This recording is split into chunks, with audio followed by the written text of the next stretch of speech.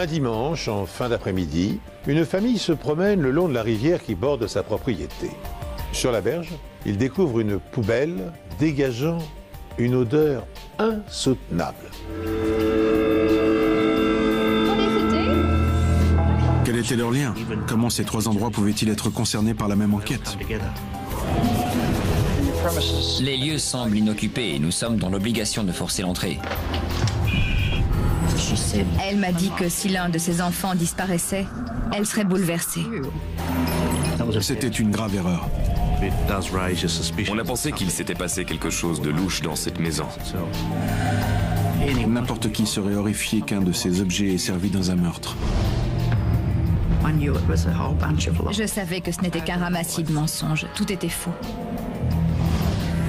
Je suis allée me coucher, mais j'ai pas dormi. Je n'ai plus jamais vraiment dormi depuis. Bonjour, je suis heureux de vous retrouver pour ce nouvel épisode des Enquêtes impossibles. Dans la plupart des affaires criminelles, la victime connaît son meurtrier. C'est pourquoi la préoccupation première des enquêteurs consiste à vérifier les alibis de la famille et de l'entourage. Par contre, lorsqu'une poubelle scellée, contenant un cadavre sans tête ni main, est retrouvée échouée sur les berges d'une rivière, après avoir dérivé au fil de l'eau pendant des semaines, la tâche des policiers devient insurmontable. Les experts scientifiques parviendront-ils, malgré tout, à interpréter les rares indices laissés à leur disposition? La poubelle était couchée avec les roues face à la rivière à un angle d'environ 45 degrés. Les traces d'humidité sur le côté indiquaient qu'elle était restée dans la rivière un certain temps.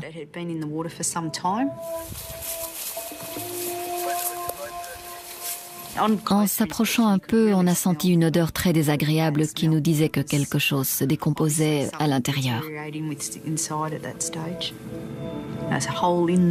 Il y avait un trou dans la poubelle et en regardant dedans, j'ai vu un pied.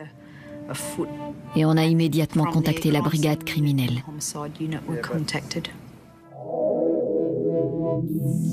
La première chose que j'ai remarquée, c'est que la poubelle avait été scellée avec 42 vis à tête hexagonale et de la colle silicone. La nature des trous dans la poubelle montrait que quelqu'un les avait volontairement faits à l'aide d'un instrument. Ce n'était pas naturel, pas comme si elle avait heurté quelque chose. J'ai retiré les vis du couvercle de la poubelle. Elles étaient toutes de même forme et de même taille. On les a comptées et placées sous scellé. On a ensuite retiré la colle, ce qui nous a permis d'ouvrir le couvercle et de dévoiler son contenu. J'ai vu un pied humain, un pied droit qui dépassait d'une couverture dans laquelle avait été enveloppé le reste du corps. On s'est tout de suite demandé quel genre de découverte macabre on allait faire. Apparemment, quelqu'un s'était donné la peine de faire beaucoup de routes pour éloigner la poubelle et la faire couler pour que personne ne la découvre. On a ratissé la zone, mais il n'y avait aucune empreinte dans le sable, aucune trace qui pouvait laisser penser que la poubelle avait été traînée jusqu'ici. On en a déduit que la poubelle avait été portée par le courant avant de s'échouer à cet endroit. Mais la distance parcourue par la poubelle sur cette rivière de 80 km reste inconnue. Et avec la tombée de la nuit, la chasse aux indices devra attendre le lendemain. Le médecin légiste nous a conseillé d'envelopper la poubelle et de la transporter telle qu'elle jusqu'à la morgue. Parce que si on attendait qu'un expert arrive sur les lieux, les preuves risquaient de disparaître.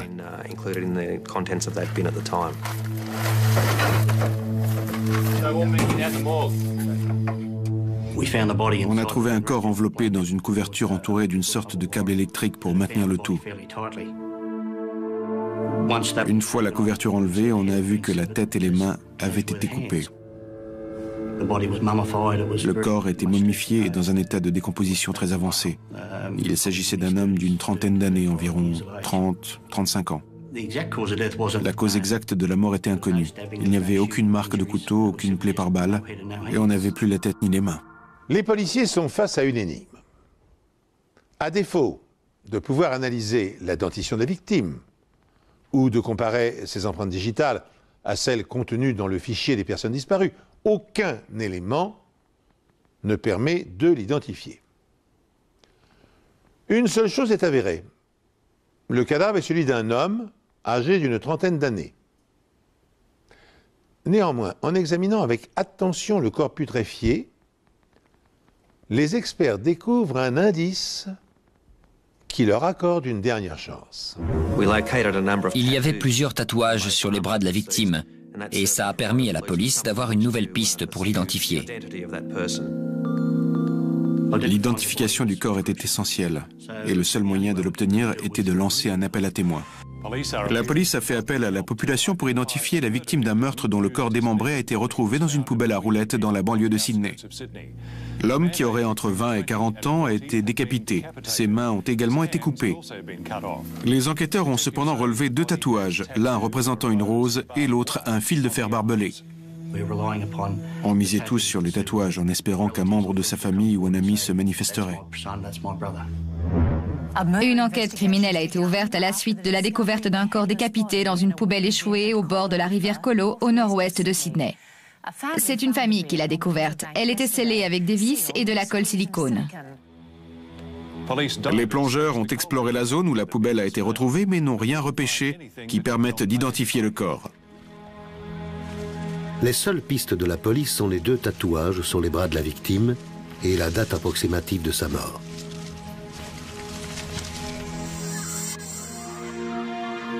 Vu son état, le corps était resté dans l'eau pendant plusieurs mois.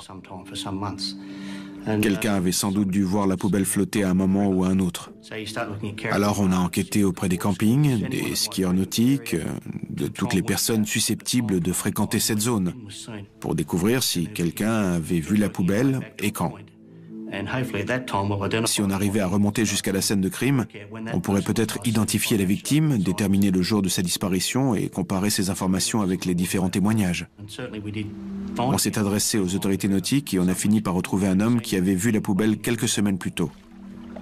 Comme c'était dangereux pour les autres bateaux, il l'a repoussé vers la berge.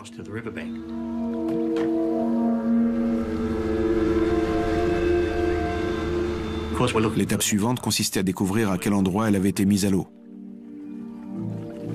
On a donc longé la rivière à la recherche de terrains de camping en pensant que le meurtre avait pu avoir lieu sur la berge, un peu plus en amont. On a cherché tous les accès à la rivière, que ce soit les routes ou les pontons d'amarrage, dans l'espoir de découvrir des traces de pneus, des vêtements ou même l'arme du crime. Les chances de trouver des indices sont infimes. Heureusement, la médiatisation du meurtre ainsi que les tatouages vont porter leurs fruits.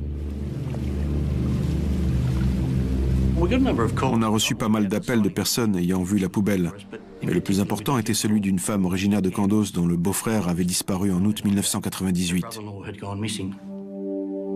La date de disparition de cet homme correspond au stade de décomposition du corps. Mais plus important encore, les tatouages correspondent parfaitement à ceux de l'homme disparu. Aujourd'hui, une photo de Peter Astill a été diffusée. La police pense qu'il s'agit de la victime, mais il faudra 6 ou 7 semaines pour que les tests ADN le confirment. À ce stade de l'enquête, on pense qu'il s'agit de Peter Astill. Il a été vu pour la dernière fois le 9 août et depuis, il n'y a eu aucun mouvement sur son compte. C'est pourquoi on pense que c'est lui. Après avoir identifié Peter, on a pu étendre notre enquête jusqu'à Kandos. Le corps avait été retrouvé dans une rivière à la sortie de Windsor et on l'avait identifié comme étant Peter, vivant à Kandos, un village de campagne perché dans les montagnes bleues près de Muji. La distance séparant les 2 endroits était énorme.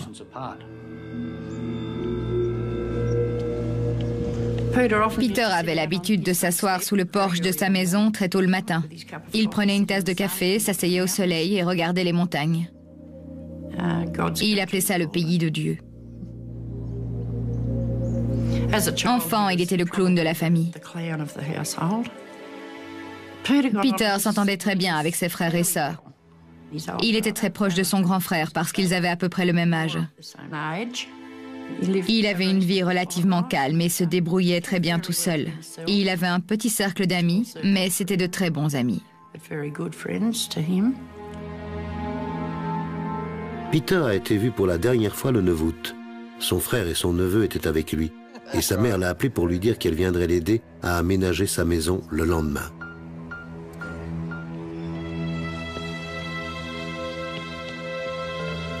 Le 10 août, Meryl s'est donc rendue chez lui. Elle a frappé à la porte, mais Peter n'était pas là. Je lui avais fait des rideaux et on devait les accrocher ensemble, mais il n'était pas là. Et il y avait une atmosphère lugubre dans la maison.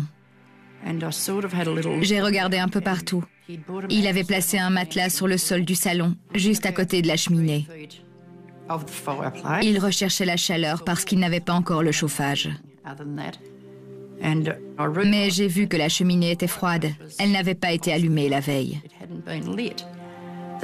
Quand j'ai vu ça, ajouté au fait que personne n'avait dormi dans le lit, j'ai senti qu'il y avait quelque chose d'inhabituel. Et c'est là que j'ai commencé à m'inquiéter pour Peter.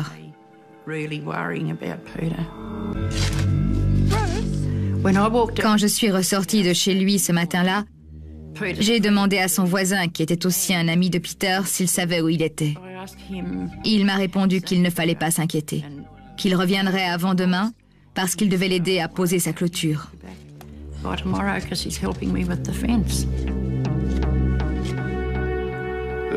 Au début, on ne pensait pas à un crime. On pensait que Peter était parti se promener dans la nature, peut-être camper. On s'était dit qu'il avait quitté la région pour une courte durée, mais qu'il n'avait pas prévenu sa famille.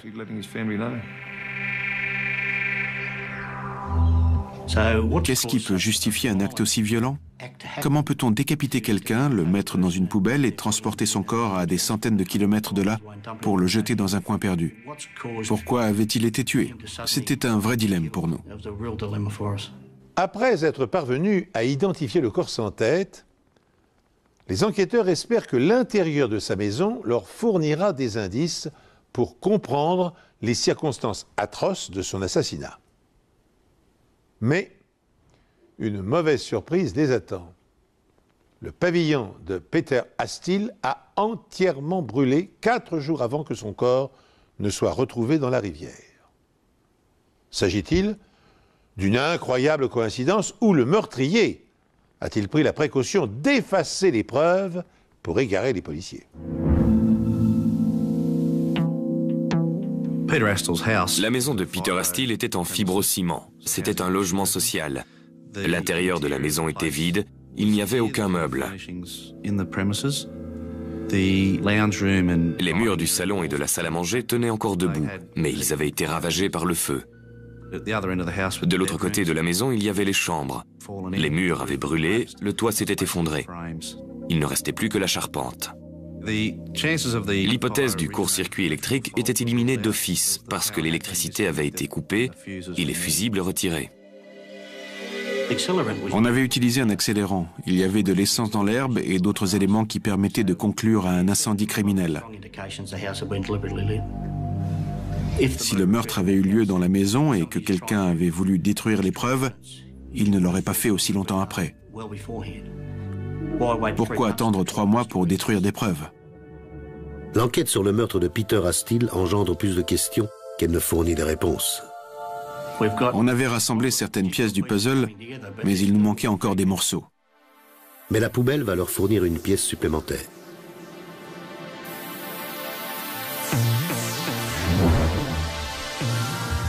Les enquêteurs savent que Peter Astill a été la victime d'un horrible meurtre. Ils savent également qu'ils ont 4 mois de retard dans leur enquête. Et pour ajouter à leur frustration, la maison de la victime a été dévorée par les flammes. La poubelle est le seul indice qui leur reste. Sur la poubelle, il y avait les lettres GLCC, ce qui signifie Greater Lithgow City Council. Mais on n'avait qu'un numéro 2 et il y avait probablement beaucoup de numéros 2 dans la région. Au moins, on savait à peu près d'où venait la poubelle. On était aussi impatients de découvrir ce qu'il y avait à l'intérieur, peut-être d'autres indices dont l'arme du crime. On a retrouvé 2 couteaux rouillés et un tube de colle.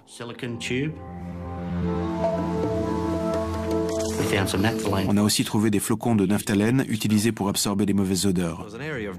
Une partie de la poubelle avait été endommagée, et c'était le résultat d'un acte délibéré. Elle avait été coupée d'une façon bien particulière. À l'intérieur de la poubelle, j'ai repéré un morceau de plastique vert qui comportait une série de chiffres blancs correspondant probablement à un numéro de série.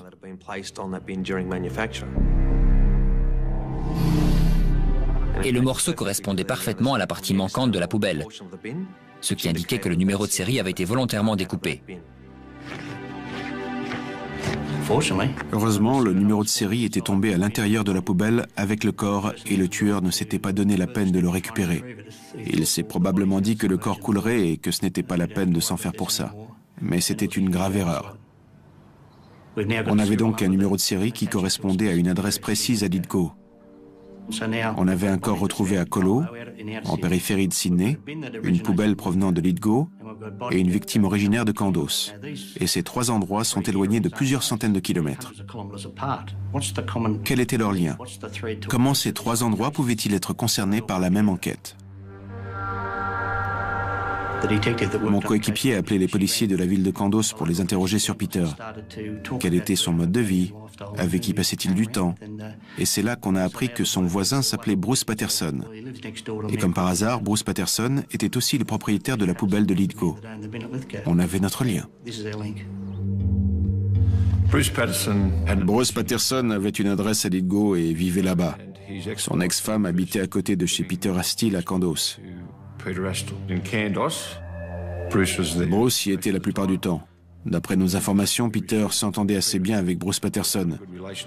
Ils étaient amis et on les voyait souvent ensemble.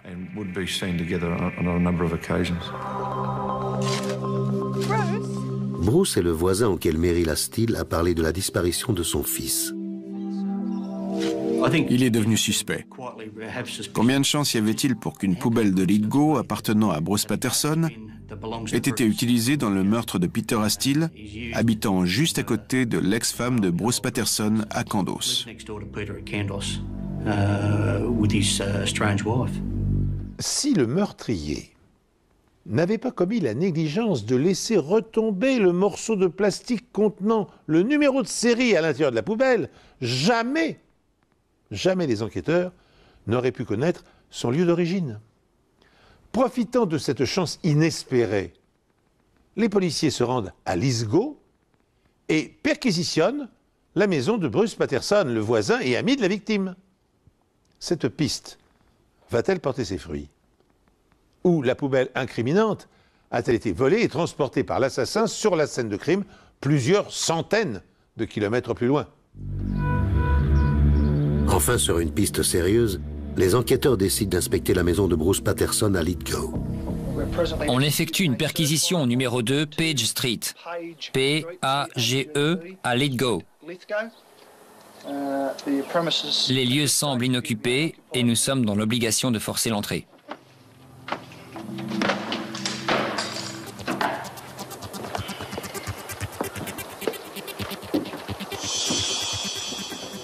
Notre première impression a été que c'était une maison très ordonnée.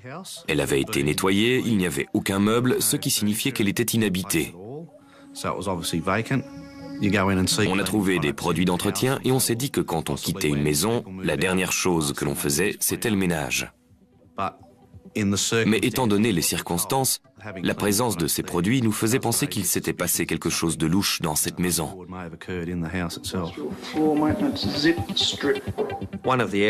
L'une des pièces à avoir attiré notre attention était la deuxième chambre parce qu'il y avait un certain nombre de taches sur la moquette. Ces taches pouvaient être du sang. Et quand j'ai fait retirer la moquette, on a tout de suite vu une grosse marque sur le sol, sur la sous-couche et sur le plancher en bois qui se trouvait sous la moquette. On a concentré nos recherches dans la salle de bain et on a remarqué qu'elle était très propre. La baignoire était recouverte d'un film blanc. On aurait dit qu'elle venait d'être repeinte. Il était possible que le corps ait été décapité dans cette pièce. Et les preuves pouvaient très bien avoir disparu dans les canalisations. Les tuyaux sont démontés et envoyés au laboratoire d'analyse avec des échantillons de sang prélevés dans la maison. Jusqu'à ce qu'on puisse confirmer qu'un crime avait eu lieu à cet endroit, c'était juste une maison qui venait d'être nettoyée.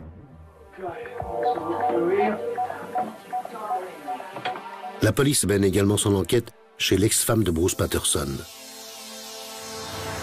Bruce Patterson est présent et les enquêteurs le conduisent au commissariat pour l'interroger. La première question à lui poser était pourquoi sa poubelle avait-elle été utilisée dans un meurtre. On voulait qu'il nous donne une explication parce que la seule preuve qu'on avait pour le relier au crime était la poubelle.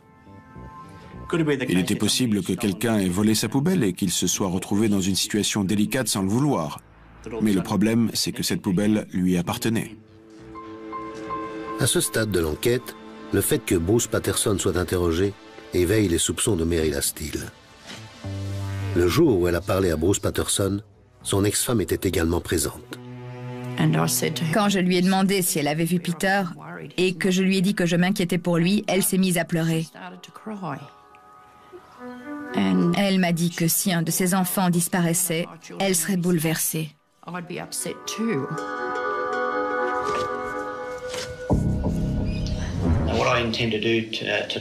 Aujourd'hui, j'aimerais vous poser quelques questions sur Peter Steele et savoir si vous avez des informations sur la découverte de son corps. À ce stade, on avait une raison valable de parler à Bruce. On avait une poubelle lui appartenant et on savait qu'il était l'une des dernières personnes à l'avoir vue. C'était notre point de départ. Quand est-ce que vous avez vu Peter pour la dernière fois?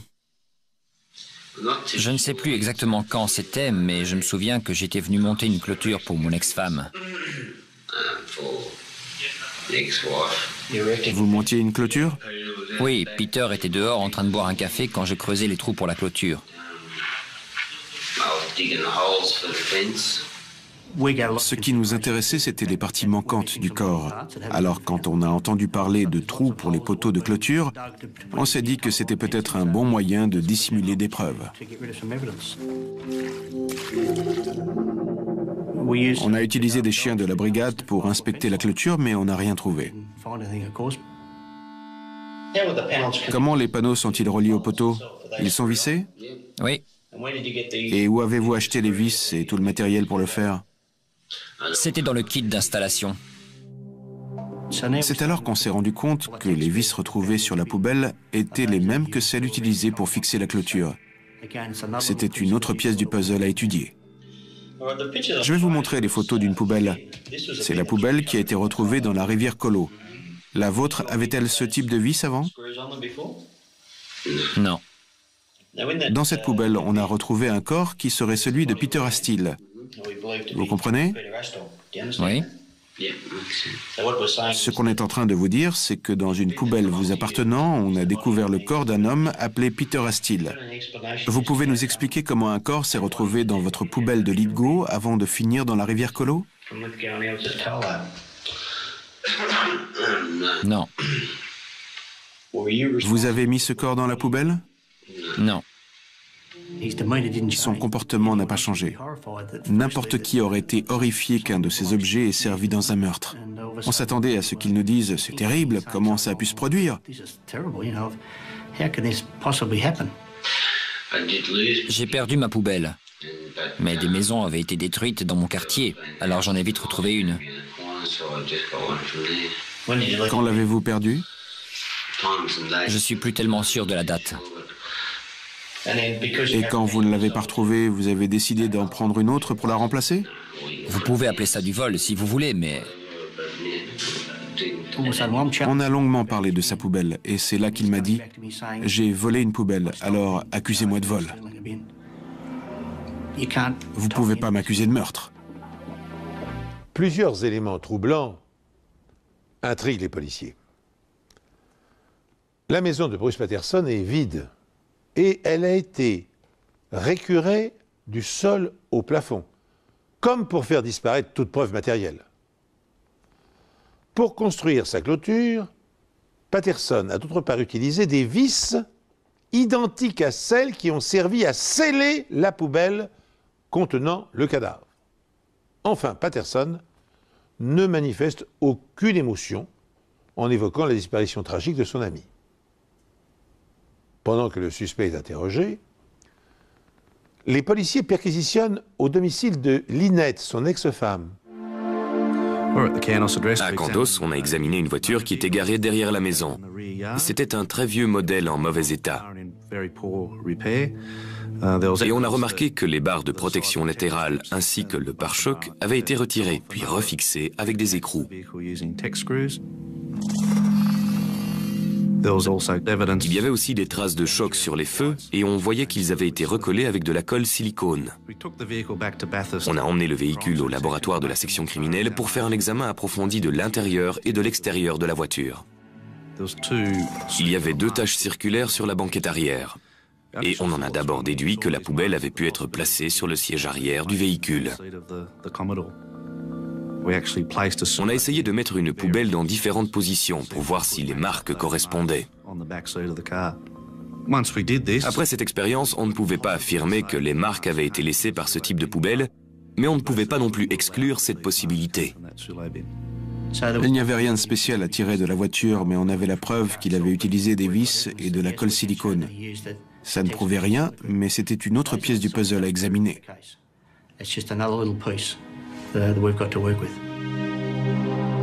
L'inspecteur Oxford travaille également sur l'hypothèse que le meurtre ait pu avoir lieu dans la maison vide de Patterson à Lithgow. Vous y vivez seul? Oui. Mais il n'y a pas de meubles là-bas. Comment vous y vivez? Où vous dormez? Dans un sac de couchage. Vous dormez dans un sac de couchage? Tout à fait. Vous avez nettoyé la salle de bain? Il y avait des rayures dans la baignoire. Avec un produit pour les mailles? Sous forme de spray, oui. C'est juste un produit blanc? Bruce nous a dit qu'il avait l'intention de déménager et qu'il voulait laisser la maison en bon état pour les futurs locataires. Tout le monde sait qu'il faut laisser l'endroit comme on l'a trouvé. C'est comme quand on loue. Sans preuve, on n'avait pas d'autre choix que d'accepter cette version. Si on avait trouvé des cheveux, du sang ou des indices de ce genre dans l'évier, on aurait pu trouver une autre explication. En absence d'indices recueillis dans la maison, sans la moindre trace de sang, de fibres ou de cheveux, les experts sont encore incapables de relier Bruce Patterson au meurtre de Peter Astill. Il ne leur reste plus qu'une solution. Intensifier son interrogatoire en espérant qu'il s'embrouille dans ses explications.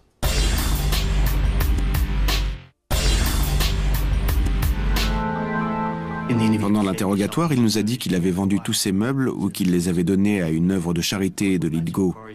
En menant notre enquête, on a découvert que Bruce n'avait donné aucun de ses meubles. C'était la première fois que son armure s'effritait. Il nous mentait. Ensuite, on a commencé à vérifier ses déplacements au moment du meurtre. Le 9 août était le jour de la disparition de Peter. D'après ce qu'il nous a dit, il posait une clôture, donc il était dans les environs. L'étape suivante consistait à interroger les habitants de Candos. On cherchait à savoir s'ils connaissaient Peter, quand ils l'avaient vu pour la dernière fois, et s'ils avaient entendu quelque chose de particulier cette nuit-là. Aux alentours de minuit, une voisine a entendu un chien aboyer du côté de chez Bruce, puis une voiture partir de chez lui. Tous les éléments contre lui mis bout à bout le plaçaient comme principal suspect, surtout qu'on n'avait pas d'autres suspects à ce moment-là. Ensuite, on a étudié l'incendie. Est-ce que Bruce avait tenté de détruire la scène de crime pour éliminer toutes les preuves? Les enquêteurs sont maintenant convaincus que Bruce Patterson est le meurtrier de Peter Astill. Mais ils sont dans l'impossibilité de pouvoir le prouver.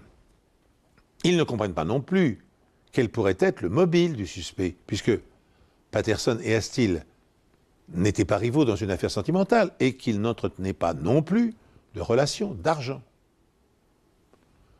4 mois après le crime, et alors que l'enquête est en train de tourner court, l'appel téléphonique d'un psychiatre confirme les soupçons des policiers.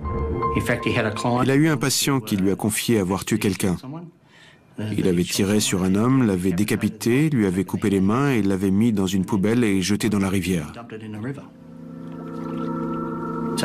Alors je lui ai demandé le nom de son patient et il m'a dit Bruce Patterson. La police le retrouve chez son ex-femme à Candos. Une fois que je lui ai dit que j'avais parlé à son médecin, il a accepté son sort. Il nous a dit « J'ai tué Peter, je suis coupable ». Madame Patterson, j'ai ici un mandat de perquisition me permettant de fouiller votre maison à la recherche de liens avec la mort de Monsieur Astill. Je vais ensuite vous demander de me suivre au commissariat de Mudgee où on vous posera des questions concernant la mort de Peter Astill. Vous comprenez? J'aimerais que vous nous racontiez ce qui est arrivé à Peter. On buvait beaucoup tout en écoutant de la musique. Il avait fait un feu de cheminée.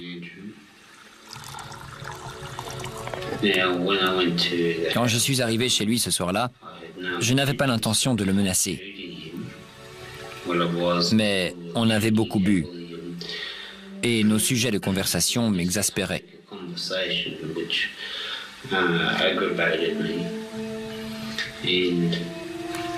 Il est devenu violent. Il a pris une hache et il a abattu un grand coup sur le plancher. La lame est tombée juste à côté de mon pied. Il a de nouveau brandi la hache pour me frapper. Et c'est là que j'ai pris l'arme qui était sur la table et que je lui ai tiré dans la tête.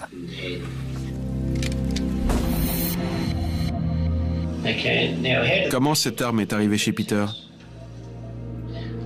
Peter aimait les armes et je l'avais emmené pour lui montrer.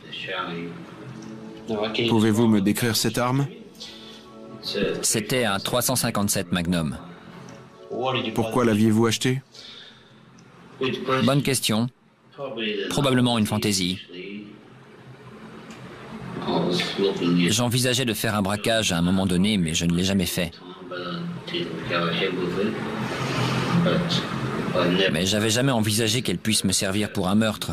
Enfin, pour tirer sur quelqu'un.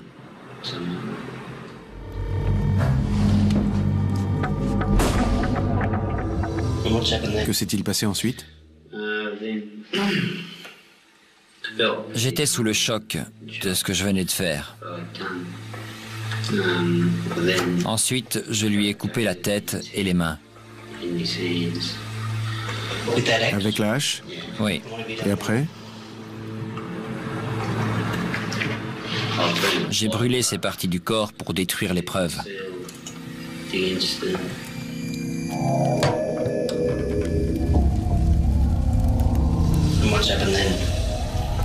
Et après?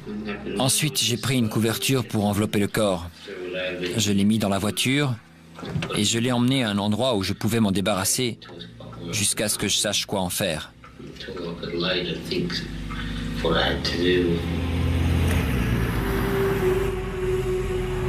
Il a ensuite parcouru 25 ou 30 km jusqu'à un endroit appelé Wishing Well, tout près de Candos ou Mudgee.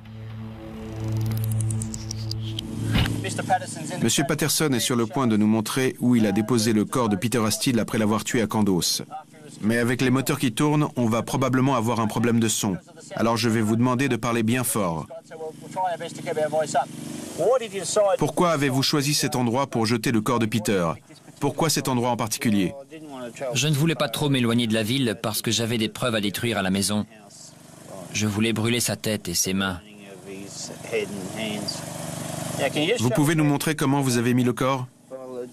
Je l'ai poussé et avec l'élan, il s'est mis à dévaler la pente jusqu'à l'endroit où se trouve l'inspecteur.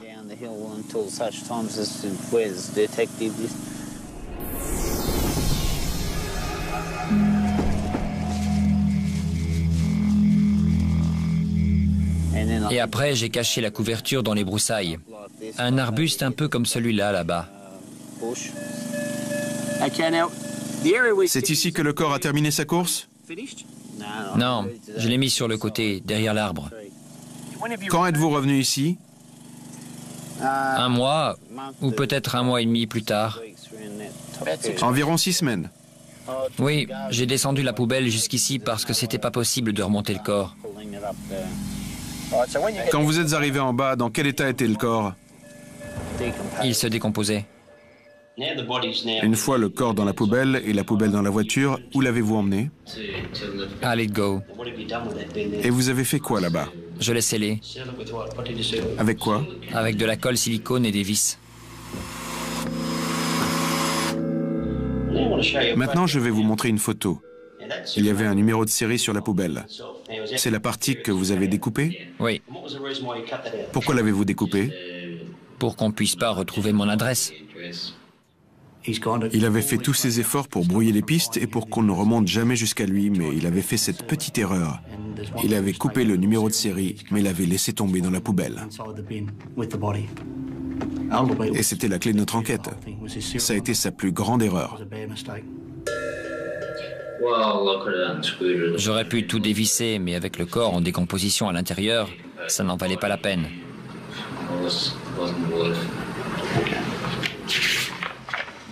Patterson roule encore 2 heures au volant de sa voiture avant de se débarrasser du corps d'Astille 10 km en amont de l'endroit où la poubelle a été retrouvée sur la berge de la rivière. Et après? J'ai emmené la poubelle jusqu'à la rivière Colo et je l'ai mise à l'eau.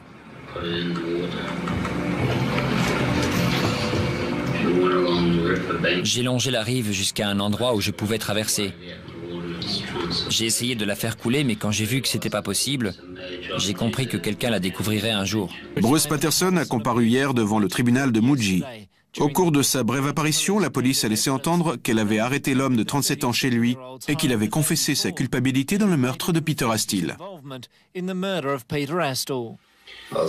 J'ai tout de suite compris que j'avais eu une réaction extrême.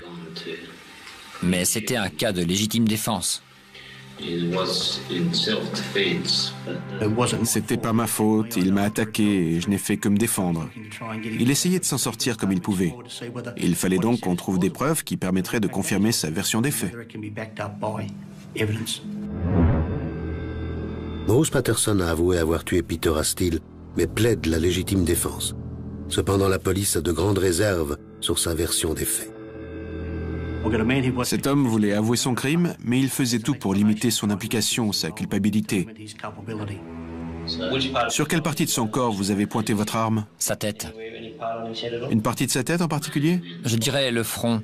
Il était mort avant de toucher le sol.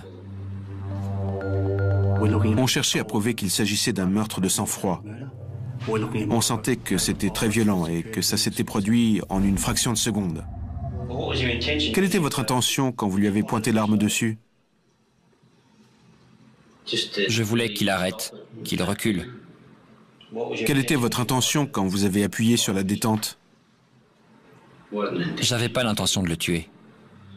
Comment savoir si Peter n'avait pas été abattu par derrière et que l'orifice d'entrée de la balle ne se trouvait pas à l'arrière de son crâne? Dans ce cas-là, ça aurait été difficile pour lui d'invoquer la légitime défense. Est-ce que c'était une exécution? C'est peut-être pour ça qu'il l'a décapité, pour qu'on ne puisse pas voir qu'il s'agissait d'un acte délibéré. Patterson dit avoir brûlé la tête de sa victime, Peter Astille, dans la cheminée de ce dernier. La maison a été brûlée avant qu'on apprenne qu'il s'agissait de la maison de Peter. Quand les techniciens sont arrivés sur la scène du crime à Candos, la maison avait été détruite. Ils ont fait des prélèvements dans la cheminée, mais ils n'ont pas trouvé de restes humains. Donc rien ne prouvait que la tête avait été brûlée dans cette cheminée. Comme la police l'avait suspecté, Patterson est le pyromane. Pourquoi avez-vous mis le feu à sa maison? Vu ce qu'il s'était passé dans la maison, j'ai voulu la brûler pour faire disparaître toutes les preuves. Vous avez brûlé la maison 4 jours avant la découverte du corps. Vous avez pressenti que la poubelle allait réapparaître? Je le savais. Alors vous avez décidé de mettre le feu? Je savais qu'elle referait surface. Quand Patterson a dit qu'il avait tué et mutilé Peter dans la maison, je savais que ce n'était qu'un ramassis de mensonges.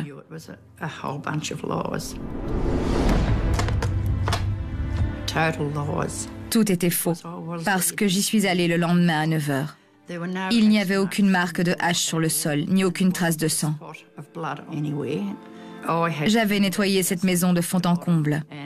Et quand j'ai fait venir l'inspecteur des logements sociaux pour rendre la maison, il l'a inspectée et n'a rien trouvé.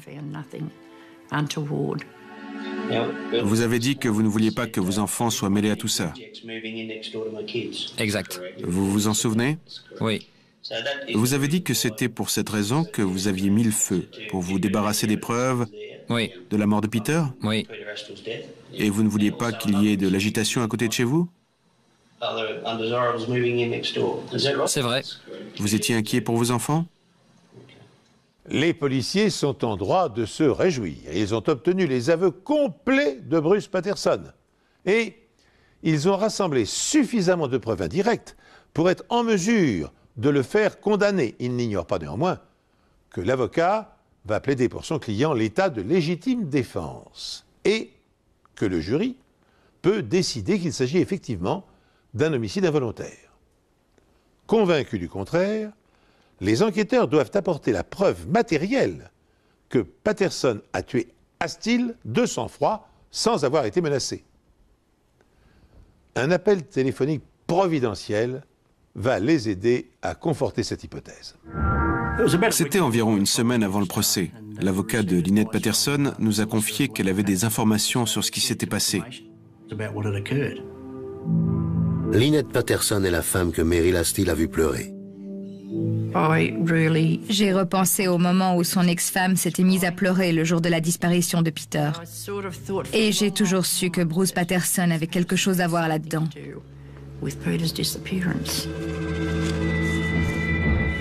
Lynette Patterson, tout ce que vous direz aujourd'hui ne pourra pas être retenu contre vous devant un tribunal. Vous comprenez? Je comprends.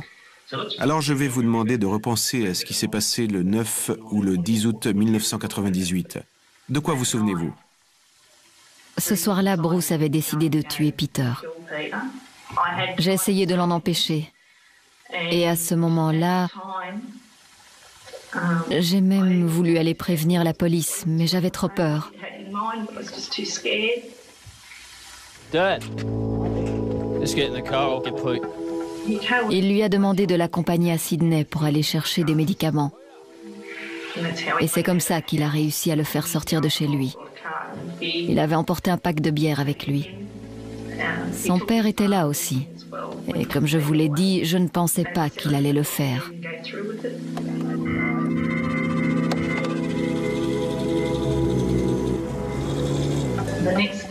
Et puis je ne sais pas quelle heure il était exactement, mais il est revenu. Il est rentré dans la maison et j'avais fait un feu de cheminée. Il avait mis la tête de Peter dans une boîte. Il l'a mise dans le feu. Je suis allée me coucher, mais je n'ai pas dormi. Je n'ai plus jamais vraiment dormi depuis. Le lendemain matin, j'ai dû me lever et nettoyer la cheminée. Et après, il m'a demandé de nettoyer la voiture. On avait une version complètement différente de celle de Bruce. Il a pris la route et il l'a tué. Il m'a dit qu'il avait emmené sur une aire de stationnement près de Sydney. On voyait les lumières de la ville.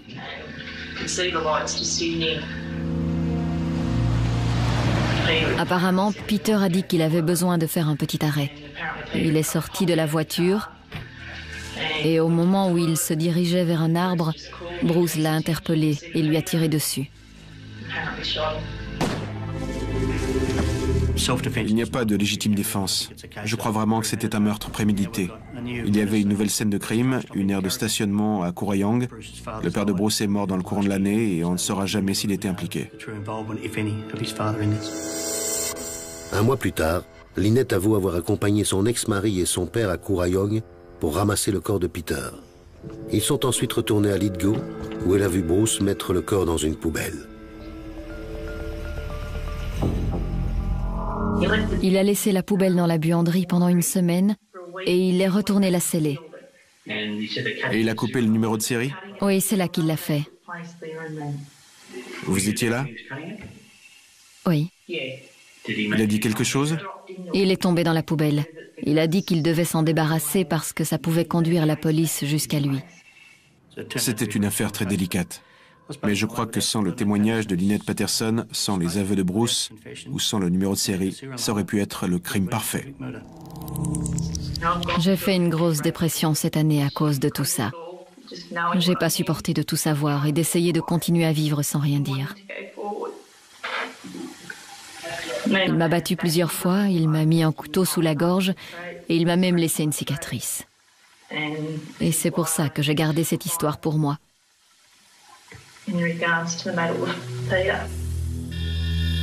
Mais pourquoi son ex-mari s'est-il montré aussi violent avec son voisin?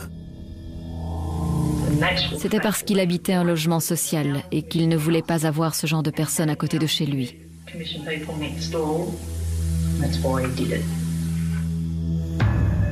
Peter vivait dans un logement social et il ne voulait pas que sa femme et ses enfants vivent dans ce genre d'environnement. Il devait l'éliminer. Il n'aimait pas Peter, c'est tout. Et le seul moyen de régler le problème, c'était de le tuer. C'est ce qu'il a dit? C'est comme ça qu'il voyait les choses. Et une fois Peter éliminé, Bruce n'allait pas laisser quelqu'un d'autre en profiter. Bruce vivait lui aussi dans un logement social à Lithgow, alors je trouve ça bizarre qu'il se soit permis ce genre de jugement. Et quand Lynette Patterson est arrivée avec cette nouvelle déclaration pour le premier jour du procès, Bruce a changé son fusil d'épaule et plaidé coupable. L'affaire est devenue le meurtre du corps dans la poubelle. Bruce Patterson, 38 ans, a avoué son crime. La Cour suprême de Sydney l'a condamné à 22 ans de prison pour meurtre et 4 ans et demi pour incendie criminel. Justice a été rendue. Mais ce n'est jamais assez. Il aurait dû être condamné à perpétuité sans remise de peine. Une vie contre une vie. Bruce Patterson pourra espérer une liberté conditionnelle en 2018. Je déteste Bruce Patterson. Et comme je l'ai dit lors de ma déclaration, je me battrai pour lui fermer toutes les portes. Je ferai tout mon possible pour lui mettre des bâtons dans les roues. Si les choses suivent leur cours, Bruce Patterson devrait retrouver la liberté dans une dizaine d'années. Et un psychopathe incontrôlable entrera alors à nouveau les faubourgs de Sydney. Car nous savons aujourd'hui que le mobile qui avait poussé Patterson à commettre ce crime se résumait à une explication à peine croyable. Le logement social qu'occupait Astill représentait à ses yeux une nuisance insupportable. Il avait donc décidé d'éliminer son occupant et de brûler sa maison sans autre forme de procès. Dans certaines circonstances, bêtise et folie dépassent l'entendement. C'est sur cette constatation navrante que se referme cette émission. Je vous remercie de l'avoir suivi en ma compagnie et je vous donne rendez-vous bien sûr sur cette antenne pour un nouvel épisode des Enquêtes Impossibles.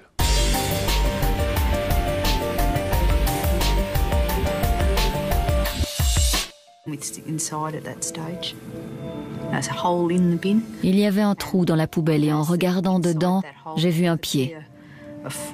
Et on a immédiatement contacté la brigade criminelle.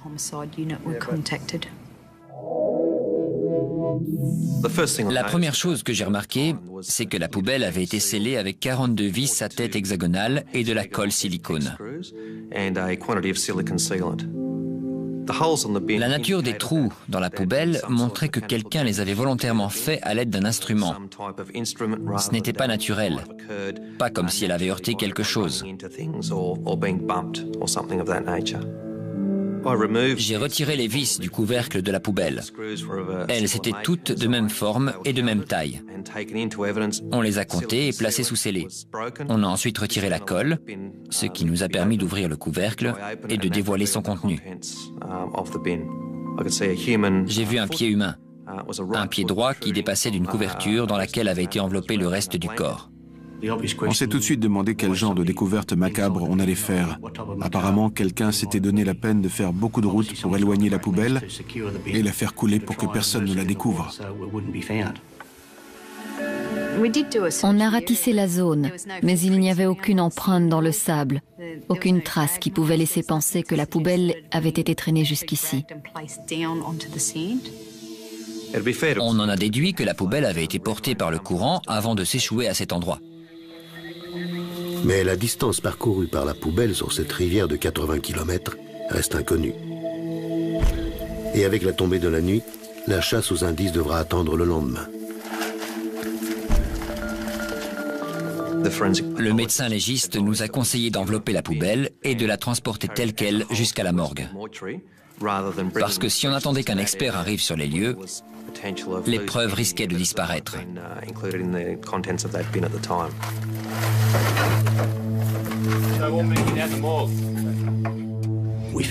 On a trouvé un corps enveloppé dans une couverture entourée d'une sorte de câble électrique pour maintenir le tout. Une fois la couverture enlevée, on a vu que la tête et les mains avaient été coupées. Le corps était momifié et dans un état de décomposition très avancé. Il s'agissait d'un homme d'une trentaine d'années, environ 30-35 ans. La cause exacte de la mort était inconnue. Il n'y avait aucune marque de couteau, aucune plaie par balle, et on n'avait plus la tête ni les mains. Les policiers sont face à une énigme. À défaut de pouvoir analyser la dentition des victimes ou de comparer ses empreintes digitales à celles contenues dans le fichier des personnes disparues, aucun élément ne permet de l'identifier. Une seule chose est avérée. Ensuite, je lui ai coupé la tête et les mains. Avec la hache? Oui. Et après? J'ai brûlé ces parties du corps pour détruire les preuves.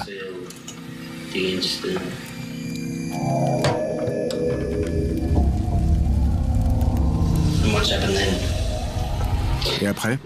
Ensuite, j'ai pris une couverture pour envelopper le corps. Je l'ai mis dans la voiture et je l'ai emmené à un endroit où je pouvais m'en débarrasser jusqu'à ce que je sache quoi en faire.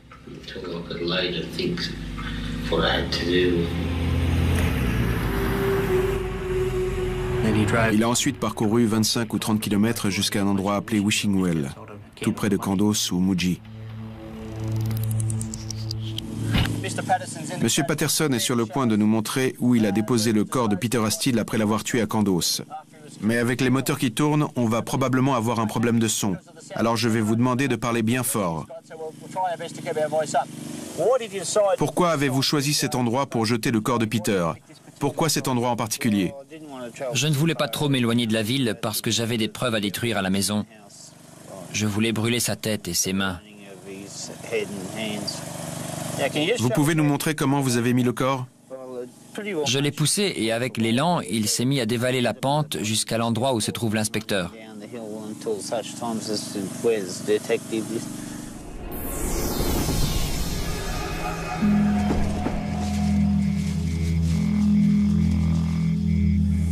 Et après, j'ai caché la couverture dans les broussailles.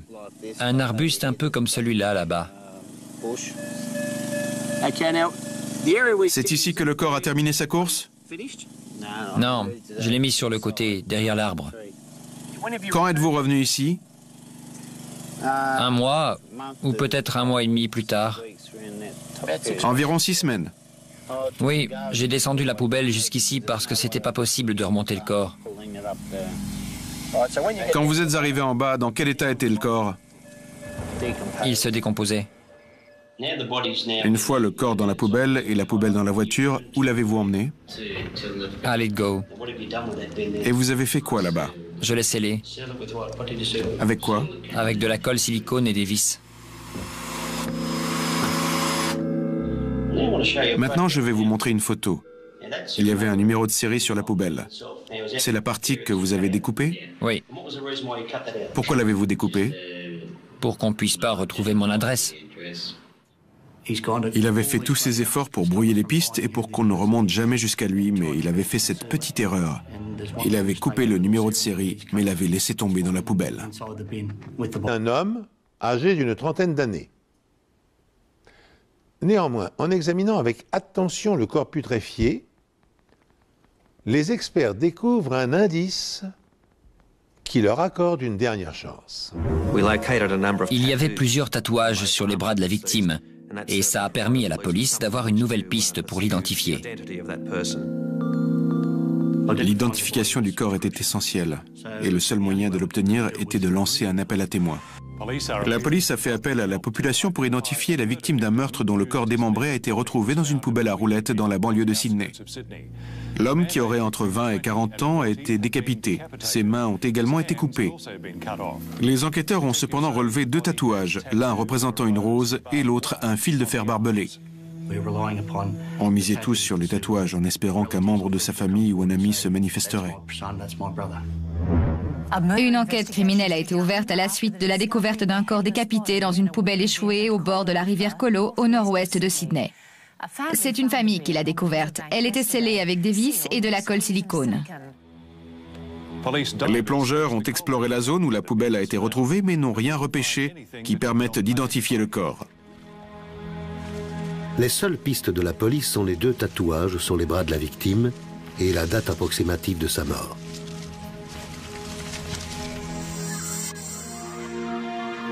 Vu son état, le corps était resté dans l'eau pendant plusieurs mois.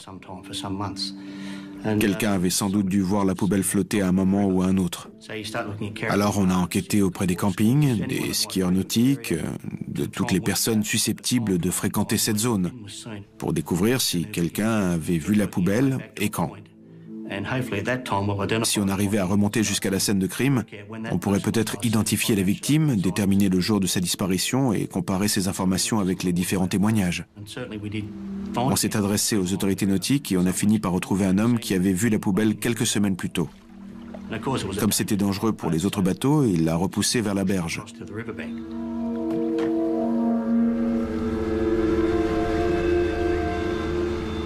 L'étape suivante consistait à découvrir à quel endroit elle avait été mise à l'eau. On a donc longé la rivière à la recherche de terrains de camping en pensant que le meurtre avait pu avoir lieu sur la berge, un peu plus en amont.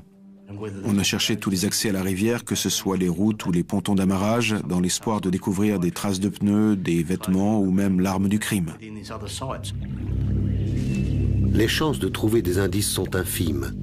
Heureusement, la médiatisation du meurtre ainsi que les tatouages vont porter leurs fruits.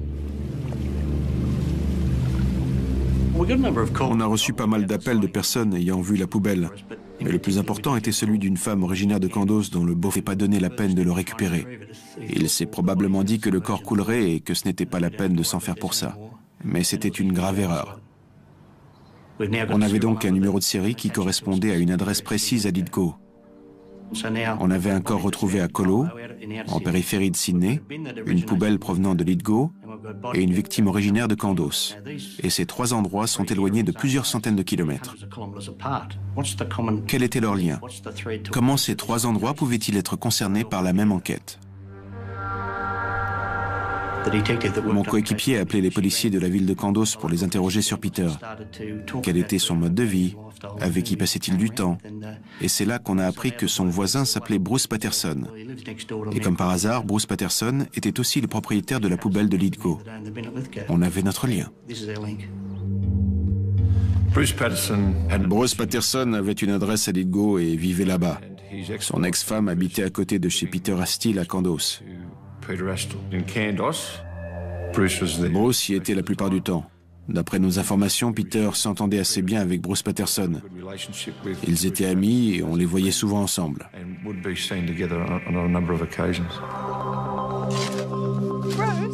Bruce est le voisin auquel Meryl Astle a parlé de la disparition de son fils.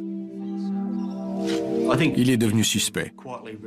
Combien de chances y avait-il pour qu'une poubelle de Lithgow appartenant à Bruce Patterson ait été utilisée dans le meurtre de Peter Astle, habitant juste à côté de l'ex-femme de Bruce Patterson à Candos? Si le meurtrier n'avait pas commis la négligence de laisser retomber le morceau de plastique contenant le numéro de série à l'intérieur de la poubelle, jamais les enquêteurs n'auraient pu connaître son lieu d'origine. Profitant de cette chance inespérée, les policiers se rendent à Lithgow et perquisitionnent la maison de Bruce Patterson, le voisin et ami de la victime. Cette piste va-t-elle porter ses fruits?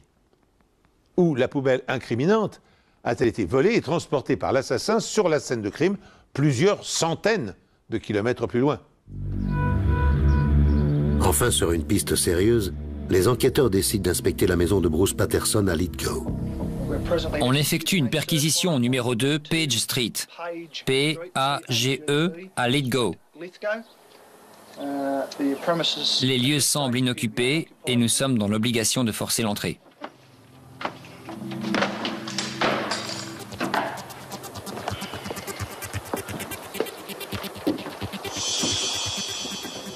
Notre première impression a été que c'était une maison très ordonnée. Elle avait été nettoyée, il n'y avait aucun numéro de série qui correspondait à une adresse précise à Lithgow. On avait un corps retrouvé à Colo, en périphérie de Sydney, une poubelle provenant de Lithgow et une victime originaire de Kandos. Et ces trois endroits sont éloignés de plusieurs centaines de kilomètres. Quel était leur lien? Comment ces trois endroits pouvaient-ils être concernés par la même enquête? Mon coéquipier a appelé les policiers de la ville de Kandos pour les interroger sur Peter. Quel était son mode de vie? Avec qui passait-il du temps? Et c'est là qu'on a appris que son voisin s'appelait Bruce Patterson. Et comme par hasard, Bruce Patterson était aussi le propriétaire de la poubelle de Lithgow. On avait notre lien. Bruce Patterson avait une adresse à Lithgow et vivait là-bas. Son ex-femme habitait à côté de chez Peter Astle à Kandos. Bruce y était la plupart du temps. D'après nos informations, Peter s'entendait assez bien avec Bruce Patterson. Ils étaient amis et on les voyait souvent ensemble.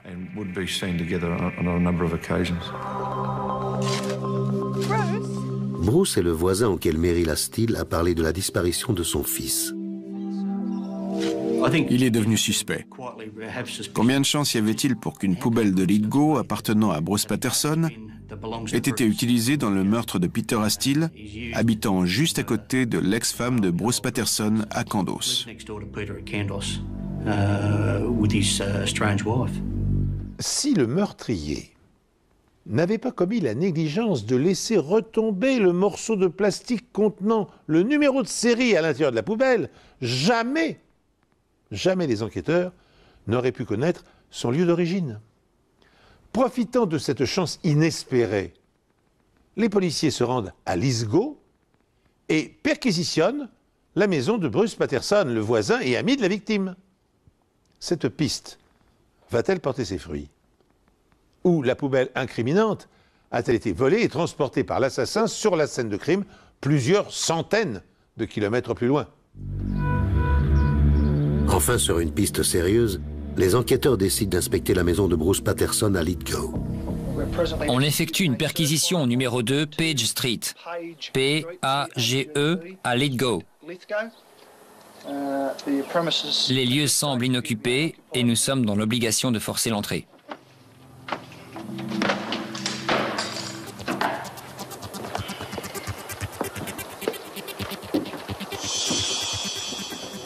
Notre première impression a été que c'était une maison très ordonnée.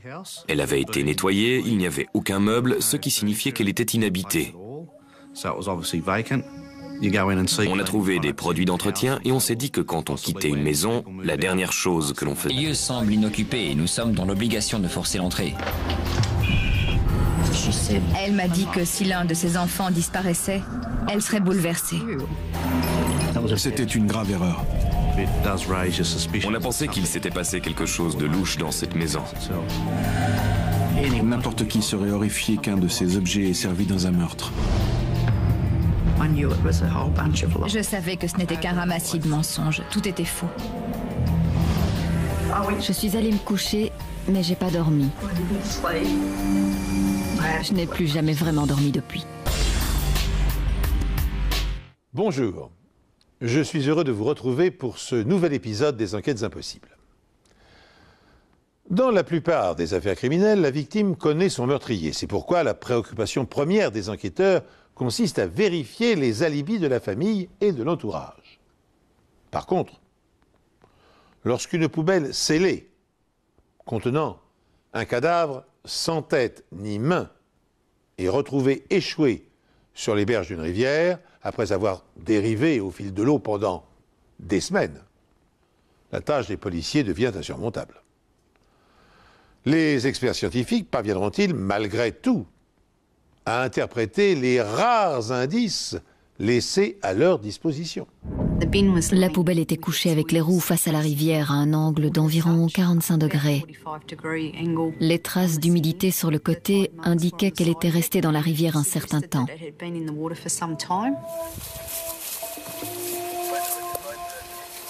En s'approchant un peu, on a senti une odeur très désagréable qui nous disait que quelque chose se décomposait à l'intérieur. Il y avait un trou dans la poubelle et en regardant dedans, j'ai vu un pied. Et on a immédiatement contacté la brigade criminelle.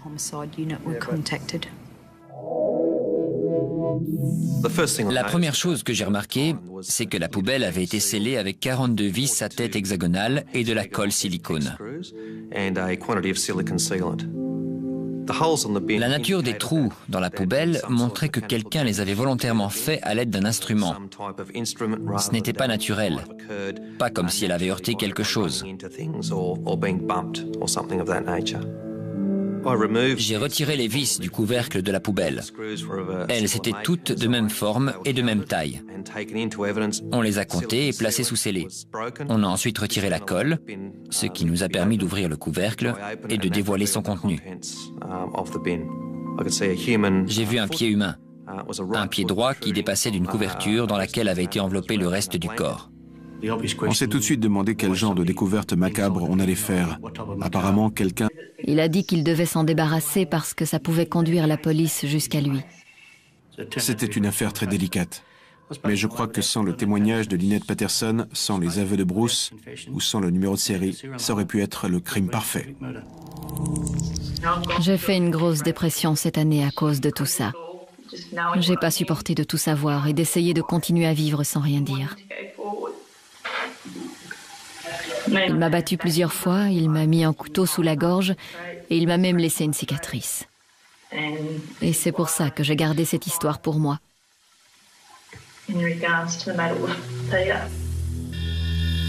Mais pourquoi son ex-mari s'est-il montré aussi violent avec son voisin?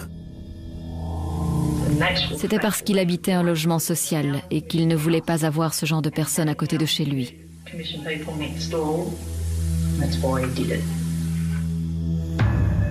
Peter vivait dans un logement social et il ne voulait pas que sa femme et ses enfants vivent dans ce genre d'environnement. Il devait l'éliminer. Il n'aimait pas Peter, c'est tout. Et le seul moyen de régler le problème, c'était de le tuer. C'est ce qu'il a dit? C'est comme ça qu'il voyait les choses. Et une fois Peter éliminé, Bruce n'allait pas laisser quelqu'un d'autre en profiter. Bruce vivait lui aussi dans un logement social à Lithgow, alors je trouve ça bizarre qu'il se soit permis ce genre de jugement. Et quand Lynette Patterson est arrivée avec cette nouvelle déclaration pour le premier jour du procès, Bruce a changé son fusil d'épaule et plaidé coupable. L'affaire est devenue le meurtre du corps dans la poubelle. Bruce Patterson, 38 ans, a avoué son crime. La Cour suprême de Sydney l'a condamné à 22 ans de prison pour meurtre et 4 ans et demi pour incendie criminel. Justice a été rendue. Mais ce n'est jamais assez. Il aurait dû être condamné à perpétuité sans remise de peine. Une vie contre une vie. Bruce Patterson pourra espérer une liberté conditionnelle en 2018. Je déteste Bruce Patterson. Et comme je l'ai dit lors de ma déclaration, je me battrai pour lui fermer toutes les portes. Je ferai tout mon possible pour lui mettre des bâtons dans les roues. Si les choses suivent leur cours, Bruce Patterson devrait retrouver la liberté dans une dizaine d'années. Et un psychopathe incontrôlable entrera alors à nouveau les faubourgs de Sydney. Car nous savons aujourd'hui que le mobile qui avait poussé Patterson à commettre ce crime se résumait à une explication à peine croyable. Avec la hache? Oui. Et après? J'ai brûlé ces parties du corps pour détruire les preuves. Et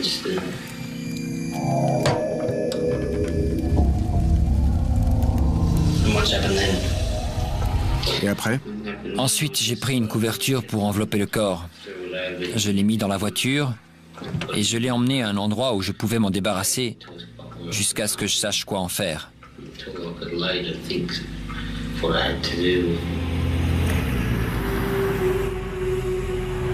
Il a ensuite parcouru 25 ou 30 km jusqu'à un endroit appelé Wishing Well, tout près de Kandos ou Muji. Monsieur Patterson est sur le point de nous montrer où il a déposé le corps de Peter Astille après l'avoir tué à Candos. Mais avec les moteurs qui tournent, on va probablement avoir un problème de son. Alors je vais vous demander de parler bien fort. Pourquoi avez-vous choisi cet endroit pour jeter le corps de Peter? Pourquoi cet endroit en particulier? Je ne voulais pas trop m'éloigner de la ville parce que j'avais des preuves à détruire à la maison. Je voulais brûler sa tête et ses mains. Vous pouvez nous montrer comment vous avez mis le corps? Je l'ai poussé et avec l'élan, il s'est mis à dévaler la pente jusqu'à l'endroit où se trouve l'inspecteur.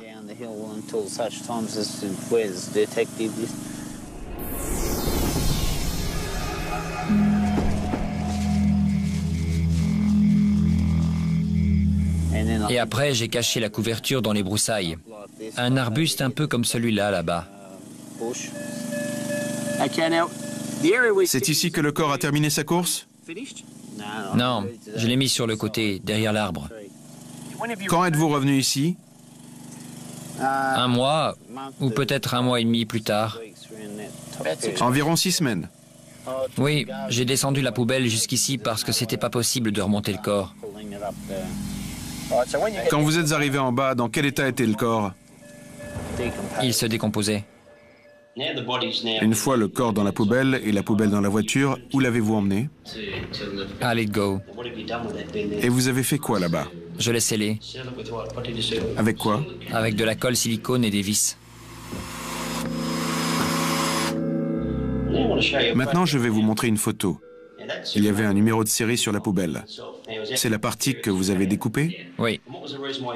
Pourquoi l'avez-vous découpée? Pour qu'on puisse pas retrouver mon adresse. Il avait fait tous ses efforts pour brouiller les pistes et pour qu'on ne remonte jamais jusqu'à lui, mais il avait fait cette petite erreur. Il avait coupé le numéro de série, mais l'avait laissé tomber dans la poubelle. Et c'était la clé de notre enquête. Ça a été les chiens de la brigade pour inspecter la clôture, mais on n'a rien trouvé. Comment les panneaux sont-ils reliés au poteau? Ils sont vissés? Oui. Et où avez-vous acheté les vis et tout le matériel pour le faire? C'était dans le kit d'installation. C'est alors qu'on s'est rendu compte que les vis retrouvées sur la poubelle étaient les mêmes que celles utilisées pour fixer la clôture. C'était une autre pièce du puzzle à étudier. Je vais vous montrer les photos d'une poubelle. C'est la poubelle qui a été retrouvée dans la rivière Colo. La vôtre avait-elle ce type de vis avant? Non. Dans cette poubelle, on a retrouvé un corps qui serait celui de Peter Astille. Vous comprenez? Oui. Ce qu'on est en train de vous dire, c'est que dans une poubelle vous appartenant, on a découvert le corps d'un homme appelé Peter Astille. Vous pouvez nous expliquer comment un corps s'est retrouvé dans votre poubelle de Let Go avant de finir dans la rivière Colo? Non. Vous avez mis ce corps dans la poubelle? Non. Son comportement n'a pas changé. N'importe qui aurait été horrifié qu'un de ces objets ait servi dans un meurtre. On s'attendait à ce qu'il nous dise « C'est terrible, comment ça a pu se produire ?» J'ai perdu ma poubelle. Mais des maisons avaient été détruites dans mon quartier, alors j'en ai vite retrouvé une. Quand l'avez-vous perdue? Je suis plus tellement sûr de la date. Et quand vous ne l'avez pas retrouvée, vous avez décidé d'en prendre une autre pour la remplacer? Vous pouvez appeler ça du vol si vous voulez, mais... On a longuement parlé de sa poubelle, et c'est là qu'il m'a dit « J'ai volé une poubelle, alors accusez-moi de vol. Vous ne pouvez pas m'accuser de meurtre. » Plusieurs éléments troublants intriguent les policiers. La maison de Bruce Patterson est vide et elle a été récurée du sol au plafond, comme pour faire disparaître toute preuve matérielle. Pour construire sa clôture, Patterson a d'autre part utilisé des vis identiques à celles qui ont servi à sceller la poubelle contenant le cadavre. Enfin, Patterson ne manifeste aucune émotion en évoquant la disparition tragique de son ami. Pendant que le suspect est interrogé, les policiers perquisitionnent au domicile de Lynette, son ex-femme. À Candos, on a examiné une voiture qui était garée derrière la maison. C'était un très vieux modèle en mauvais état. Et on a remarqué que les barres de protection latérales ainsi que le pare-choc avaient été retirés. Vu son état, le corps était resté dans l'eau pendant plusieurs mois. Quelqu'un avait sans doute dû voir la poubelle flotter à un moment ou à un autre. Alors on a enquêté auprès des campings, des skieurs nautiques, de toutes les personnes susceptibles de fréquenter cette zone, pour découvrir si quelqu'un avait vu la poubelle et quand. Si on arrivait à remonter jusqu'à la scène de crime, on pourrait peut-être identifier la victime, déterminer le jour de sa disparition et comparer ces informations avec les différents témoignages. On s'est adressé aux autorités nautiques et on a fini par retrouver un homme qui avait vu la poubelle quelques semaines plus tôt. Comme c'était dangereux pour les autres bateaux, il l'a repoussée vers la berge.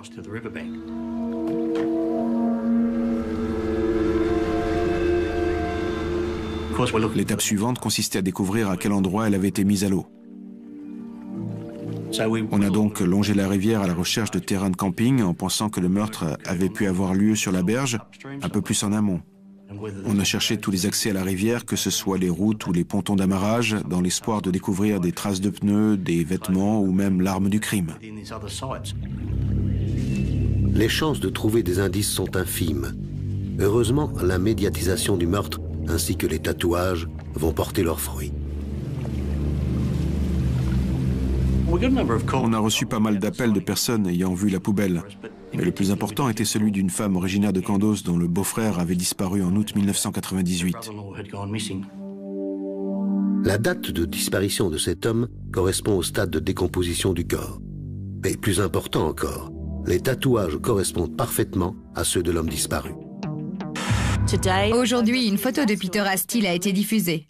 La police pense qu'il s'agit de la victime, mais il faudra 6 ou 7 semaines pour que les tests ADN le confirment. À ce stade de l'enquête, on pense qu'il s'agit de Peter Astill. Il a été vu pour la dernière fois le 9 août et depuis, il n'y a eu aucun mouvement sur son compte. C'est pourquoi on pense que c'est lui. Après avoir identifié Peter, on a pu étendre notre enquête jusqu'à Candos. Le corps avait été retrouvé dans une rivière à la sortie de Windsor et on l'avait identifié comme étant Peter, vivant à Candos, un village de campagne perché dans les montagnes bleues près de Muji. La distance séparant les deux endroits était énorme.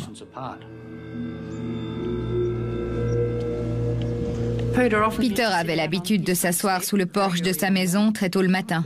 Il prenait une tasse de café, s'asseyait au soleil et regardait les montagnes. Il appelait ça le pays de Dieu. Enfant, il était le clown de la famille. Peter s'entendait très bien avec ses frères et sœurs. Il était très proche de son grand frère parce qu'ils avaient à peu près le même âge. Il avait une vie relativement calme et se débrouillait très bien tout seul. Et il avait Les murs du salon et de la salle à manger tenaient encore debout, mais ils avaient été ravagés par le feu. De l'autre côté de la maison, il y avait les chambres. Les murs avaient brûlé, le toit s'était effondré. Il ne restait plus que la charpente. L'hypothèse du court-circuit électrique était éliminée d'office parce que l'électricité avait été coupée et les fusibles retirés. On avait utilisé un accélérant. Il y avait de l'essence dans l'herbe et d'autres éléments qui permettaient de conclure à un incendie criminel. Si le meurtre avait eu lieu dans la maison et que quelqu'un avait voulu détruire les preuves, il ne l'aurait pas fait aussi longtemps après. Pourquoi attendre 3 mois pour détruire des preuves? L'enquête sur le meurtre de Peter Astill engendre plus de questions qu'elle ne fournit de réponses. On avait rassemblé certaines pièces du puzzle, mais il nous manquait encore des morceaux. Mais la poubelle va leur fournir une pièce supplémentaire.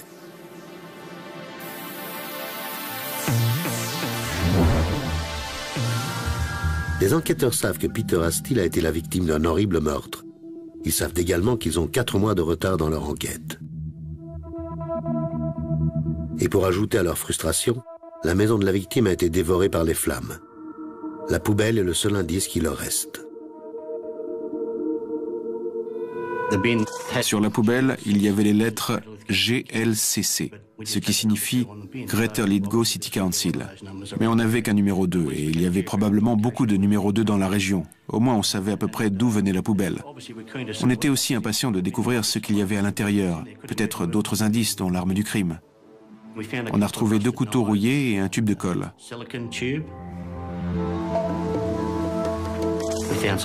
On a aussi trouvé des flocons de naphtalène utilisés pour absorber les mauvaises odeurs. Une partie de la poubelle avait été endommagée et c'était le résultat d'un acte délibéré. Elle avait été coupée d'une façon bien particulière. À l'intérieur de la poubelle, j'ai repéré un morceau de plastique vert qui comportait une série de chiffres blancs correspondant probablement à un numéro de série.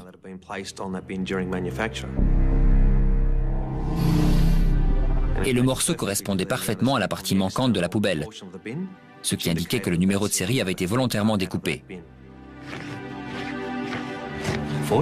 Heureusement, le numéro de série était tombé à l'intérieur de la poubelle avec le corps et le tueur ne s'était pas donné la peine de le récupérer. Il s'est probablement dit que le corps coulerait et que ce n'était pas la peine de s'en faire pour ça. Mais c'était une grave erreur. On avait donc un numéro de série qui correspondait à une adresse précise à Lithgow. On avait un corps retrouvé à Colo, en périphérie de Sydney, une poubelle provenant de Lithgow et une victime originaire de Candos. Et ces 3 endroits sont éloignés de plusieurs centaines de kilomètres.